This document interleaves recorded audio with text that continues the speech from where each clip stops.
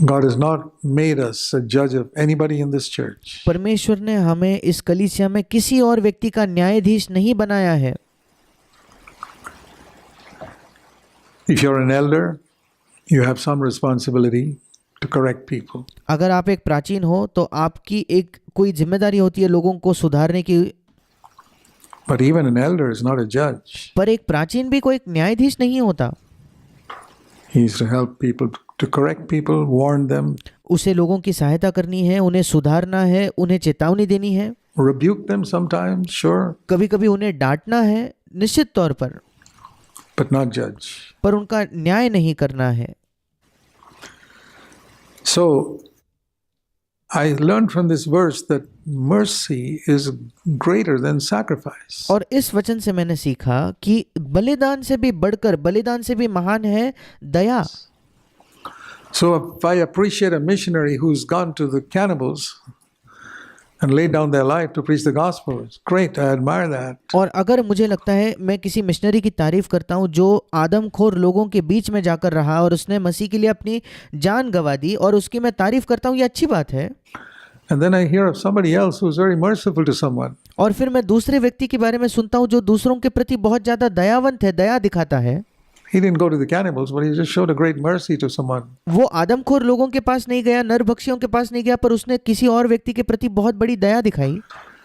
Do I really see that as a greater thing क्या मैं वाकई इसको एक ज्यादा महान चीज देखता हूँ क्या than that person's sacrifice? उस व्यक्ति से भी जिस दूसरे व्यक्ति ने त्याग किया था उससे बढ़कर? That's what the Lord says here. यही प्रभु यहाँ कह रहा है, I desire compassion, not sacrifice. मैं बलिदान नहीं परंतु दया चाहता हूँ। Turn to Matthew chapter 12. मेरे साथ निकालिए मत्ती उसका 12वां अध्याय। Here we read that Jesus went through the grain fields, and the disciples became hungry and began to pick the heads of grain. यहाँ हम पहले वचन में पढ़ते हैं कि यीशु खेतों में से होकर जा रहा था और उसके चेलों को भूख लगी तो वे बाले तोड़ तोड़ कर खाने लगे। And the Pharisees, one thing the Jewish people are very strict about is keeping the Sabbath. और फरीसी लोग या यहूदी लोग एक चीज जिसके बारे में वो बहुत ज्यादा सख्त थे वो था सब्त के दिन को मानना। From sunset on Friday to sunset on Saturday, you're not supposed to do any work. शुक्रवार के सूर्यास्त से लेकर शनिवार के सूर्यास्त तक तुम्हें कुछ काम नहीं करना है, ऐसा उनका विश्वास था। And I've heard that in many homes they wouldn't even turn on the lights here. I'm saying in our generation. और मैंने ये भी सुना है कि आज के दिन में, मतलब हमारी पीढ़ी में, कई यहूदी घरों में वो सैटरडे को, शुक्रवार से शनिवार के बीच में वो कोई लाइट भी ऑन नहीं करते। Jewish people wouldn't even turn on the lights because that's the work to switch on the light. यहूदी लोग वो बटन भी चालू नहीं करते क्योंकि उनके हिसाब से वो काम होता था बटन को चालू करना। And to get a Gentile to come and switch on the light for them. और वो एक अन्य राष्ट्रीय व्यक्ति को बुलाते थे ताकि वो आकर उनके लिए उस बटन को ऑन करे। They're so strict on this matter of work, and they saw और सब्त के दिन पर काम करने के मामले में वो बहुत ज्यादा सख्त थे। the disciples picking up heads of grain, and immediately that critical attitude. और उन्होंने देखा कि जो यीशु के शिष्य हैं वे बाले तोड़ तोड़ कर खा रहे हैं, तुरंत वो आलोचना करने का एक रवैया। See, the Pharisees were so strict about keeping so many laws. फरीसी लोग बहुत ज्यादा सख्त थे अलग अलग नियमों का पालन करने के विषय में। They were immediately critical. वे तुरंत आलोचना करने लगे, दोष लगाने लगे। Look, he says to Jesus, this tremendous itch, an itch to find fault with someone who's preaching a high standard.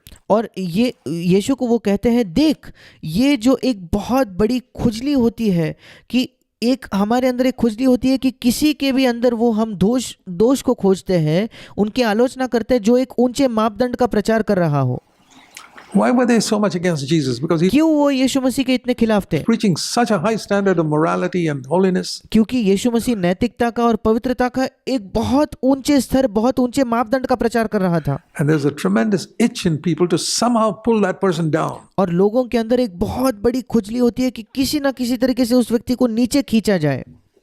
I've seen that with people मैंने ये लोगों के साथ देखा है who want to somehow pull down anyone in CFC who preaches a high standard. जो CFC के किसी व्यक्ति को जो एक ऊंचा मापदंड का प्रचार करता है उसे नीचे खींचना चाहते हैं, To find some little fault in him. उसके जीवन में कोई छोटी सी वो गलती ढूंढना चाहते हैं। Why does he do this? Why does he do that? वो ये क्यों करता है, वो क्यों करता है, Or why are his children like this? Why? या उसके बच्चे ऐसे क्यों हैं, Something like something or the other. या वैसा क्यों, और कुछ ना कुछ कोई ना कोई चीज वो ढूंढते हैं। And if you really want to know, that shows you what a Pharisee you are. अगर आप वाकई जानना चाहते हो तो ये आपको दिखाता है कि आप कितने बड़े फरीसी हो। The Pharisee said, why? Look what your disciples are doing. फरीसी कहते हैं, देखो क्यों तुम्हारे चेले ये क्या कर रहे हैं। And Jesus rose to the defense of his disciples. और यीशु मसीह ने अपने शिष्यों का बचाव किया। And I'll tell you this, when you criticize one of God's children, the Lord will rise up to their defense against you. और मैं आपको बताना चाहता हूँ, जब आप प्रभु के किसी संतान पर दोष लगाते हो, उसका न्याय करते हो, उसकी आलोचना करते हो, तो प्रभु उसका बचाव करने के लिए, अपने संतान का बचाव करने के लिए आपके विरोध में खड़ा होगा। So be careful. और इसलिए बहुत ज़्यादा संभाल कर रहिए। He rose to the defense of his disciples quoting a scripture. सतर्क रहिए, क्योंकि यीशु मसीह वहां खड़ा हुआ अपने शिष्यों का बचाव करने के लिए एक वचन का इस्तेमाल करके। Remember David, he said, when he was hungry, what did he do? और वो कहता है, दाऊद को याद करो, जब वो भूखा था तो उसने क्या किया। He entered and ate the consecrated bread, verse 4, which is not lawful for him to eat. चौथा वचन कहता है, वो परमेश्वर के घर में आया और उसने भेंट की रोटियां खाई, या वो उन पवित्र रोटियों को खाया जिन्हें उसने नहीं खाना चाहिए था। There was a law that consecrated bread which is kept in the tabernacle can only be eaten by the priests. एक व्यवस्था थी, एक नियम था कि जो उस निवास मंडप में रखा हुआ पवित्र जो रोटियां थी वो केवल याजक ही खा सकते हैं। And David went and ate it because he was hungry. और दाऊद ने जाकर वो खाया क्योंकि वो भूखा था। And God did not judge him. और परमेश्वर ने उसका न्याय नहीं किया। Have you? He says, did he do something? What did David do? और यीशु वही उनसे सवाल करता है कि दाऊद ने क्या किया। Or haven't you read in the law that on the Sabbath the priests in the temple break the Sabbath and are innocent? और 5वें वचन में यीशु कहता है, क्या तुमने व्यवस्था में नहीं पढ़ा कि याजक सब्त के दिन मंदिर में सब्त के दिन उन मंदिर की विधि को तोड़ने पर भी निर्दोष ठहरते हैं। The priests are doing work on the Sabbath day. जो याजक हैं वो सब्त के दिन भी काम कर रहे हैं। He says, how do you allow for that? और वो कहता है, कैसे तुम याजकों को काम करने की अनुमति देते हो। They're doing some work and they're not supposed to do any work on the Sabbath day. वो कुछ काम कर रहे हैं, बल्कि उनको सब्त के दिन पर कुछ काम नहीं करना चाहिए। I really appreciate the way Jesus rose to the defense of his disciples, and I tell मैं वाकई तारीफ करता हूँ कि कैसे यीशु मसीह अपने शिष्यों का बचाव करने के लिए खड़ा हुआ। you, he is the same today. और मैं आपको बताना चाहता हूँ वो आज भी वैसा ही है। Be very, very careful when you pass a judgment on another child of God. बहुत बहुत सतर्क रहिए जब आप परमेश्वर के किसी और संतान का न्याय करते हो। तब You may find Jesus rises up to defend that person आप देखोगे कि यीशु मसीह खुद खड़ा होगा उस व्यक्ति का बचाव करने के लिए, against you. आपके खिलाफ। And that is a danger that we have to face who preach holiness. और ये खतरा है जिसका हमें सामना करना होता है जो पवित्रता का प्रचार करते हैं। I say that to myself first of all, मैं सबसे पहले ये अपने आप से कहता हूँ, because I probably preach holiness more than you all preach. क्योंकि आप जितना पवित्रता का प्रचार करते हो उन सबसे ज्यादा मैं पवित्रता का प्रचार करता हूँ। So I'm preaching this to myself too. और इसलिए मैं ये अपने आप से इसका प्रचार कर रहा हूँ। I'm telling you what God spoke to me. मैं आपको वो बता रहा हूँ जो प्रभु ने मुझसे कहा, परमेश्वर ने मुझसे बात की। Be careful. सतर्क रही है। And then again he says, if you had known what this means, verse 7, the same verse that we quoted earlier. 7वां वचन वो कहता है, यदि तुम इसका अर्थ जानते, वही वचन जो हमने पहले कहा, I desire mercy, मैं दया से प्रसन्न होता हूँ, not sacrifice. बलिदान से नहीं, You would not have condemned the innocent. He तो तुम निर्दोष को दोषी न ठहराते। calls his disciples innocent. वो अपने शिष्यों को निर्दोष कहता है। He calls David innocent वो दाऊद को निर्दोष कहता for है eating the bread which only the priests were supposed to eat. उस पवित्र रोटी को खाने के लिए जो केवल याजकों को ही खाना चाहिए था। I'm challenged by these passages मैं इन वचनों से चुनौती पाता हूँ that person whom you call guilty, Jesus may pronounce him innocent. कि वो व्यक्ति जिसे आप दोषी करार कर रहे हो, यीशु उसे शायद निर्दोष कहता होगा।